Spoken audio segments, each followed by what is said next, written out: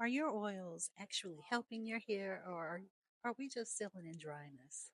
You know, many of us type kinky, coily, type 4 hair. We've been told that hair oils are the key to moisture, to growth. Um, it's the key to everything. It is the one be all, do all. But let's be real. Do we really use the oil the right way? And could we just be making our hair even drier by how we're using it? Let's get into it. So, today we are breaking down the actual science of how oils really work, which ones are best for lubrication and sealing, and how to use them in a wash and go or other styles for long lasting moisture, which is what we're all looking for. So, stick around because this is information you just won't find anywhere. All right.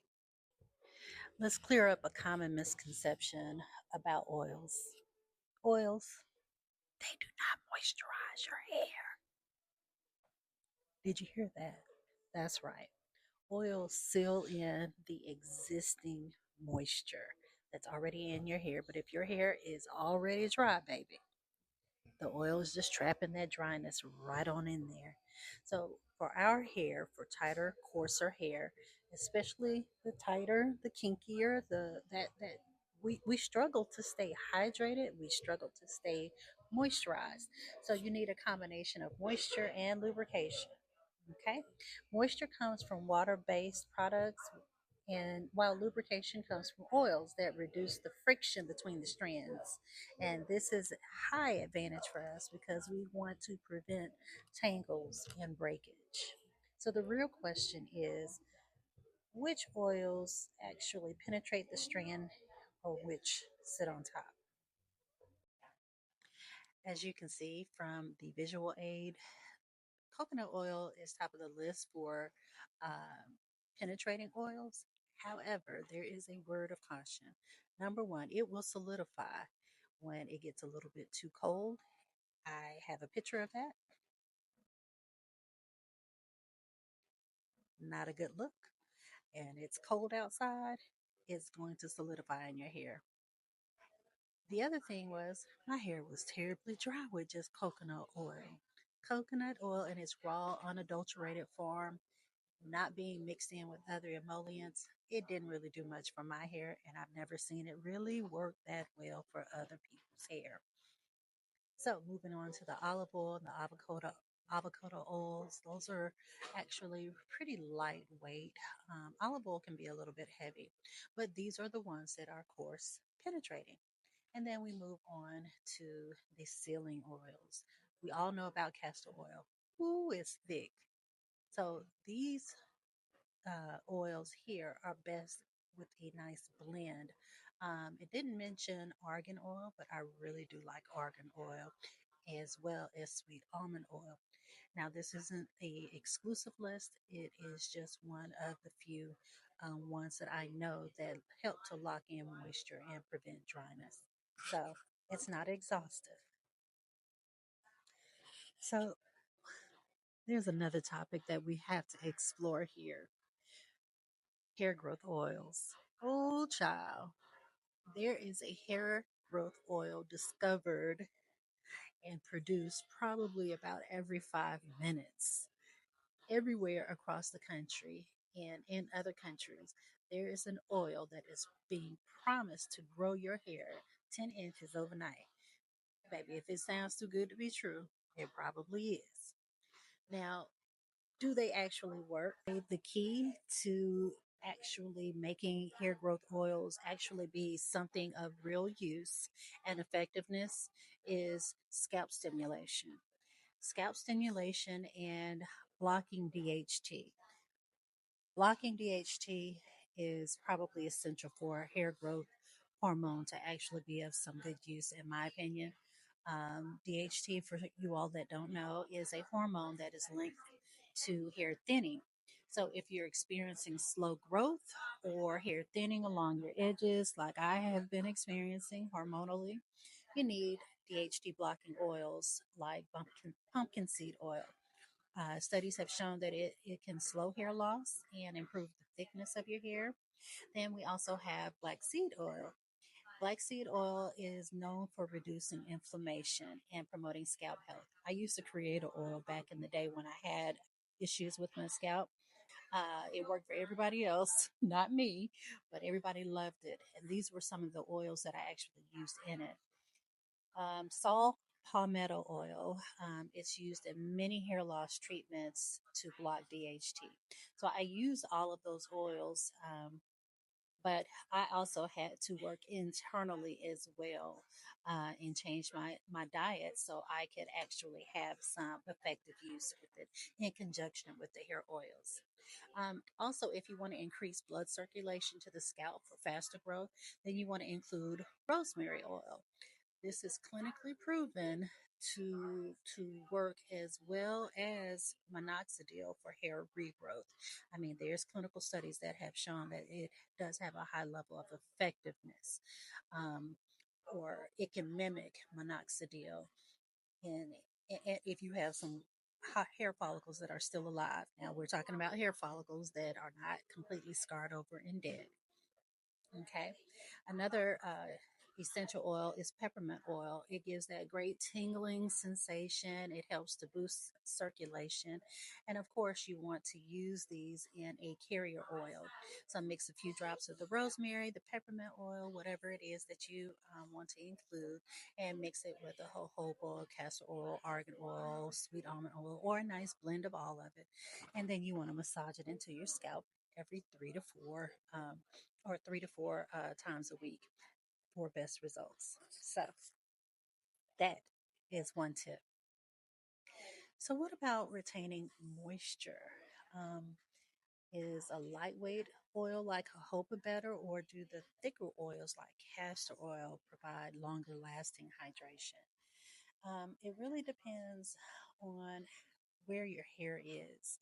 Um, If you've got a lot of buildup, then of course you don't want to use a heavy oil like castor oil. You want to, of course, do a good clarifying because your hair needs to be moisturized first. Then you want to seal in that moisture. So, using lightweight oils if your hair seems like it's harder to absorb moisture, there are maybe oil areas. Usually, the first 2 to 3 inches of your hair can be low porosity. The rest of it, in naturally curly hair, it tends to be medium to high porosity. Fight me in the comments, but just by the nature of how our hair is, meaning how it grows, we can have a lot of cuticle layers until we have that curve in that hair, which is part of curly hair. And then that curve or the elliptical of the hair, the part that has lesser cuticles, then it's open. And so that hair is naturally prone to be higher on the porosity scale. But if you are determined to, feel that your hair has some level of low porosity, that's okay. You know your hair better. You would want to use lightweight oils, grapeseed, jojoba, or argan oil to prevent more buildup. So you don't want to use the heavier oils because that can block even more.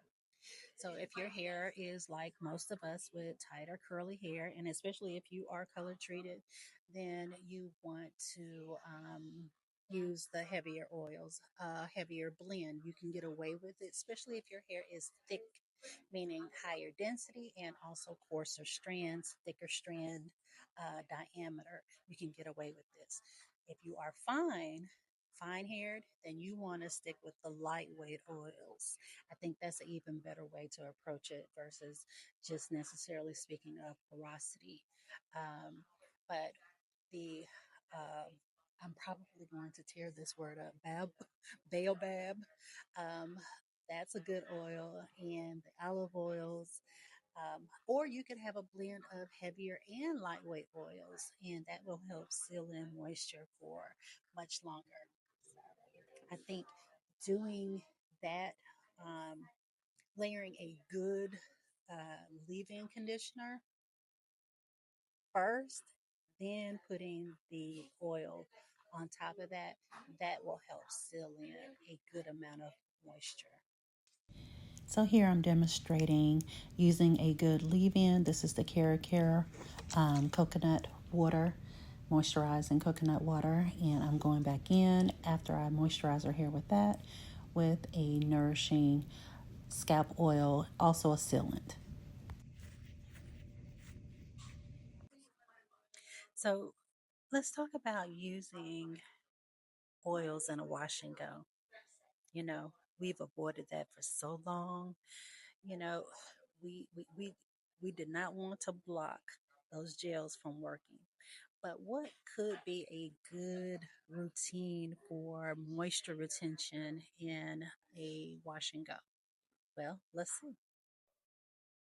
So, you probably heard of the LCO method. They've got plenty of other methods out there. LOG is one that is, I think, very interesting. So, this particular method, the LCO, is the liquid cream oil, and then they have the liquid cream then gel application. So, in this particular application, then it's the liquid cream and then the gel.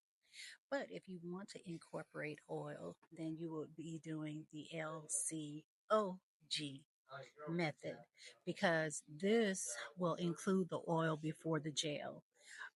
So you would use a liquid, a water based leave in, very light, and then you would use a cream styler or a butter or a heavier moisturizer on top of that, the liquid. And then you would finish with a sealing oil to help trap the moisture in. And then you would come in with your gel. What you do not want to do is to apply the oil first. It will block water from absorbing into your strands, and then you don't want to use too much oil. Don't be heavy handed with oil because it will definitely block the gel, and then this can create a lot of flaking, which we absolutely do not want. And I know this is kind of a controversial topic because there are a lot of people like, I want my hairstyle to last. Well, we had that already, didn't we? We were concentrating on making them styles last versus moisturizing our hair. So let's just go back to what was working. Okay, use a heavier gel if you choose to be able to weigh that hair down, and don't chase longevity, chase the health of your hair. So, in my professional opinion, I truly believe that applying your leave-in to the naked hair after you do your rinse out, applying the leave ins, the creams, all of the goodness to the hair first is a better way to approach hair care versus hair styling. That's the goal. Hair care versus hair styling. If you apply your gels first and then the moisturizer, in my opinion, you are putting the very thing that can dry the hair out more. Applying the gel first actually, um, it may give you more hold. And then some people have said put the moisturizer on top. To me, it just defeats the purpose. You know, yeah, a gel can have some humectants in it and whatnot, but we've already done it that way.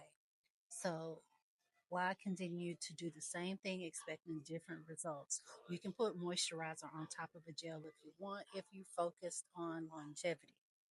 If you're focused on having good moisture to your hair, then you'll do it the way that I'm explaining to you because your purpose is not only to have a great style, however, it may not last as long. That's a given. But guess what? In the long run, your hair is going to be well taken care of. And that's the point for us moving forward. At least for me, it is. For me personally, I really enjoy using the oils, which I got some right now dripping down my neck. I've enjoyed using the oils after my hair is freshly done, after my wash and go has dried. I like use it as a finishing oil on my hair. So after I've done my leave-in, I've done my gel, then after it's dried, then I put it on there, and it breaks the cast a little bit. No, it doesn't produce frizz, but that's if you've done a good wash and go. And so I love just applying that onto my hair, onto my scalp. And so voila, there you are. But there are several ways to skin a cat. And so this is just one way. So here's the truth: oils don't create moisture, they lock it in. If your hair is constantly dry, start by fixing your moisture routine first. We know that the most moisture and hydration that your hair is going to receive starts at the shampoo bowl. So, a good clarifying shampoo if you need it, then a moisturizing shampoo, and that good conditioner that starts the moisturizing process. And then you use the right oils to seal in after your leave-in conditioners, and they also help to lubricate your strands. Mm, let's get it together. But now I want to hear from you. Which oils have worked best for you? What do you like? Do you prefer lightweight oils and or heavier ones for sealing? So drop your thoughts in the comments. I'd love to hear from you. And if you found this helpful, then hit that like button and definitely subscribe. Because next time I'm breaking down the best leave-in conditioners to pair with these oils for maximum moisture. See you in the next one.